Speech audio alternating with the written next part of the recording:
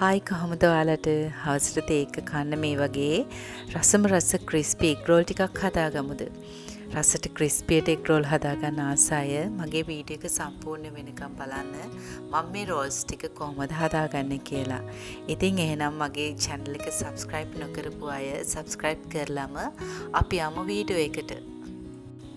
මුලින්ම අපි රෝල් එකේ ෆිලින් එක හදාගමු. ඒකට මං පොල් තෙල් මේස හැන්දක් වගේ හට්ටියකට දාගන්නවා.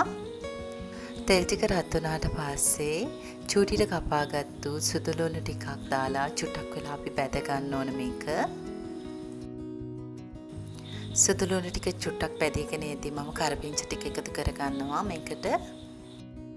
සුදු ලුණු ටිකයි කරපිංච ටිකයි බැදීගෙන එද්දි චූටිට කපාගත්තු බීලුණු ගෙඩියක ලුණු එකතු කරගන්නවා. ඒ වගේම චූටිට කපාගත්තු අමෙරිස් කරල් දෙකක් එකතු කරගන්නවා. ඉතින් සැරට කන්න අකමැති අය අමරිස් පොඩ්ඩක් අඩුවෙන් එකතු කරගන්න. එකතු කරගත්තු දේවල් ටික විනාඩියක් වගේ ඔයාලා බැද ගන්න. දැන් මේකට කුඩු කරගත්තු කරාබු නැටි එන්සාල් චුට්ටක් එකතු කරගන්න.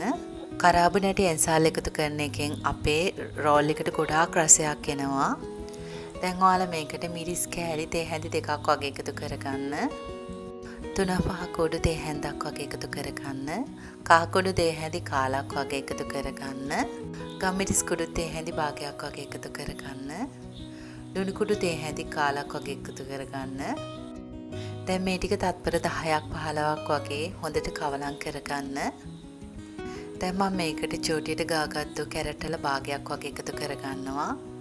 මේ ඔක්කොම ටික වැඩි මං ඒ නිසා පොඩ්ඩක් එකතු කරගන්නේ. චූටියට කපාගත්තු ලීක්ස් ටිකක් එකතු කරගන්නවා. ඔයාලා ළඟ ලුණු කොළ තියෙනවා ලුණු කොළ එකතු කරත් කමක් නැහැ. දැන් මේ ටික චුට්ටක් තැම්බෙනකන් විනාඩියක් වගේ හොඳට හැඳිකා ගන්න ඕන. දැන් මං ලුණු දාලා තඹගත්තු අලගෙඩි දෙක කාලා එකතු කරගන්නවා. අල ටිකත් එකතු කරගත්තට පස්සේ අපි දාපු දේවල් ඔක්කොම හොඳට මික්ස් වෙනකන් අපි මේක විනාඩි දෙකක් වගේ හොඳට මික්ස් කරගන්න ඕන. දැන් ඔයාලට මේ වෙලාවේ ලුණු හැම බලලා ලුණු මදිනා එකතු කරගන්න පුළුවන්. දැන් මම මේ ෆිලින් එක ලිපෙන් අයින් කරගන්නවා. දැන් මම යන්නේ එග් රෝල් එකේ බැටර් එක හදාගන්න. මේ වගේ පීරිසි කෝප් එකකින් පාන් පිටි කෝප් දෙකක් මැල්ල මම දාගන්නවා. ඉතින් ඔයාලට තියෙන ඕනම කප් එකක් මේකට ගන්න පුළුවන්. සීනි තේ හැන්දක් එකතු කරගන්න. ලුණු තේ හැඳි භාගයක් වගේ එකතු කරගන්න. පොල් තෙල් තේ හැන්දක් දාගන්නවා මම. දැන් ඔයාලා පිටිගත්තු කප් එකකින්ම වතුර කප් දෙකක් දාගන්න. දැන් ඔයාලා පිටි ටික ඔක්කොම දියවෙනකන් හොඳට බ්ලෙන්ඩ් කරගන්න. දැන් ඔයාලා පිටි ටික බ්ලෙන්ඩ් කරගත්තට පස්සේ මේ වගේ පෙරා ගන්න එක අනිවාර්යෙන් කරන්න ඕන. නැත්නම් දිය වෙච්ච නැති පිටි තියෙන්න පුළුවන්. ඒ නිසා අනිවාර්යෙන්ම පෙරා ගන්න. මෙන්න මේ කාන්ට ඔක්කොට ඔයාලා මිශ්‍රණය හදාගන්න. දැන් මේ වගේ පෑන් එකක් ලිපේ තියලා ඔයිල් ටිකක් හොඳට බ්‍රෂ් කරගන්න. මේ වෙලාවේ ලිපේ ගින්දර ගොඩයක් අඩුවෙන් තියාගන්න. දැන් මම බැටර් එක චුට්ටක් කලවම් කරලා අරගෙන පිටි හැන්දක් පෑන් එකට දාගන්නවා. දැන් හැන්දෙම මේ විදිහට වටේ හොඳට තුනී කරගෙන රොටිය හදාගන්න.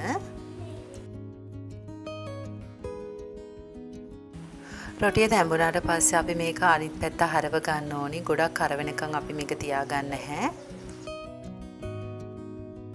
දැන් රොටිය තැඹිලා තියෙන්නේ. දැන් මේක ලිපෙන් බා ගන්න කලින් මේ විදිහට ඕයිල් ටිකක් බ්‍රෂ් කර ගන්නවා රොටිය දෙපැත්තෙම. මොකද රොටි එක උඩ එක තියද්දි නැත්නම් මේව ඇලෙන නිසා. ඉතින් ඔයාලට රොටිය බාලා ඉවර වෙලා පොල් තෙල් ගා ගන්නත් පුළුවන්. ඊට කලින් මේ විදිහට පොල් තෙල් ගා ගන්නත් පුළුවන්. දැන් මම තව රොටි එකක් හදාගන්න යන්නේ. ඔයාලගේ ෆෑන් එක ගොඩක් රත් වෙලා නම් මේ විදිහට ෆෑන් එක චුට්ටක් වල්ලා නිමා ගන්න. පිටි හැන්දක් දාගෙන මේ විදිහට රවුමට වටේ කරක ගන්න.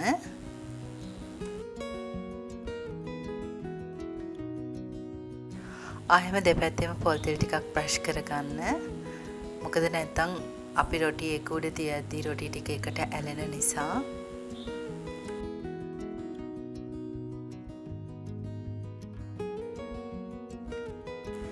දැන් රොටි අනිත් පැත්ත හරවගෙන මේ පැත්තෙත් ඔයිල් ටිකක් බ්‍රෂ් කරගන්න.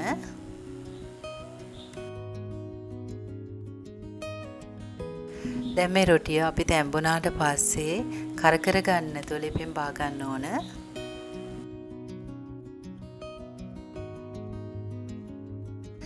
මම මෙතන රොටි 6ක් හදාගෙන තියෙනවා. මේ රොටි මේ විදිහට වෙන් කරගන්න බෑ. පොල් තෙල් ටිකක් ගාගත්තේ නැත්නම් මේ නිසා අනිවාර්යෙන්ම ඔයාලා පොල් තෙල් ගා ගන්න.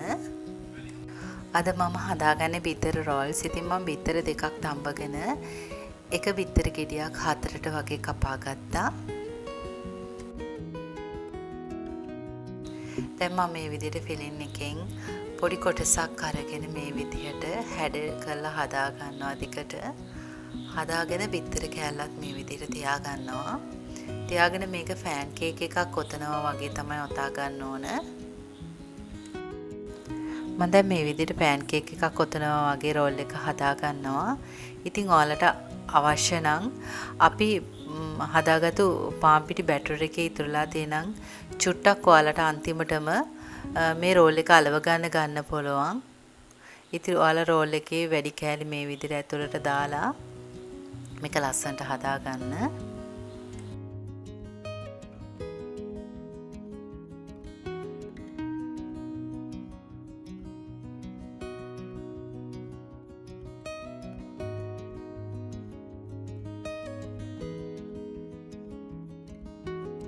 මම අද බිත්තර සාරු වෙනුවට අපි හදාගත්තු රොටි එකේ ඉතුරු ටිකට පාන් පිටි හැඳි දෙකක් දාලා තමයි අපේ රෝල් එක දවට ගන්න ඕන මිශ්‍රණය හදාගන්නේ.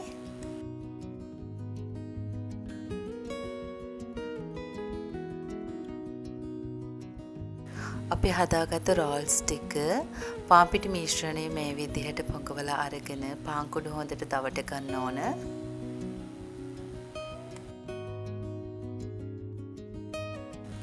ඔයාලා මේ විදිහට දෙපැත්ත හරව හොඳට පාන් කුඩු දවට ගන්න. මේක හොඳට රෝල් කර මේ විදිහට ඔතා ගන්න. හොඳට තද කරලා මේ විදිහට ඔතා ගන්න.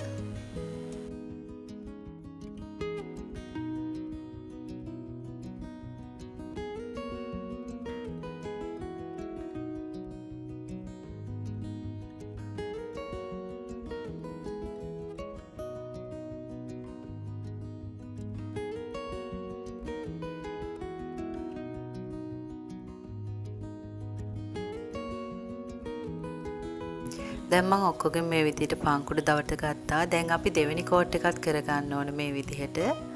දෙවෙනි සැරේත් ආයෙම මේ මිශ්‍රණය දාලි කරලා අරගෙන ආයෙම පාන් කුඩු දවට ගන්න ඕන. එතකොට තමයි හොඳට ක්‍රිස්පියට මේ රෝල්ස් ටික එන්නේ.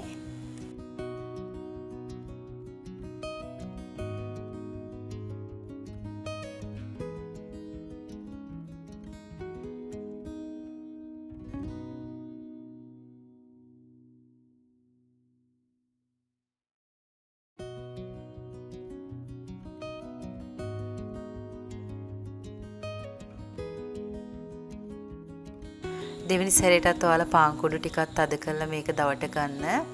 එතකොට හොඳට පාන් කුඩු ටික මේ රෝල් එකට අල්ලනවා. මේ විදිහට අතේ හොඳට දවට ගන්න. ඔන්න මම දෙවෙනි සැරේටත් මේ විදිහට රෝල් ටිකේ පාන් කුඩු දවට ගත්තා. දැන් අපි මේක බැද ගන්න යන්නේ. දැන් ඔයාලා රෝල් ටික බැද ගන්න අවශ්‍ය ප්‍රමාණයට පොල් තෙල් දාගන්න. රෝල්ස් බදින්න ගද්දි මේ වගේ පැතලි භාජනයක් ඔයාලා ගන්න.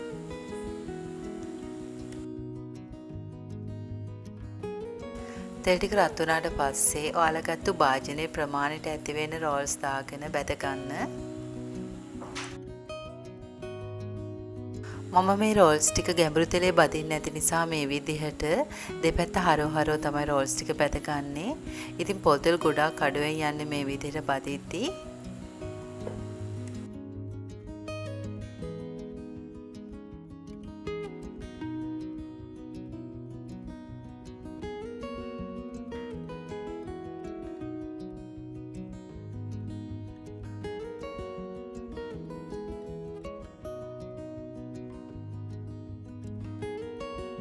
රෝල් එක රන්වන් පාටට බැදුනට පස්සේ ඔයාලා ලිපෙන් අයින් කරගන්න.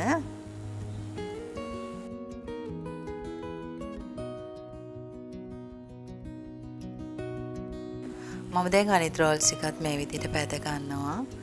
ඉතින් අපේ රෝල්ස් ටික ලස්සනට ක්‍රිස්පිට තියෙනවා ඔයාලට පේනවා ඇති. ඉතින් මට පිටිකෝප්ප දෙකෙන් රෝල්ස් 6ක් හදාගන්න පුළුවන් වුණා. ඉතින් මම දැන් ඔයාලට එකක් කපලා පෙන්නන්නම් ඇතුළ කොහොමද තියෙන්නේ කියලා. ඇතුළ ගොඩක් ලස්සනට තියෙනවා ඔයාලට පේනවා ඇති. ඉතින් කඩෙන් ගෙනව රෝල් එකක් වගේම ලස්සනට තියෙනවා ඔයාලට පේනවා ඇති. ඉතින් ඔයාලා පිටි අනාගෙන මහන්සි නොවි මේ විදිහට ලේසියෙන් රෝල්ස් හදලා රස විඳින්න.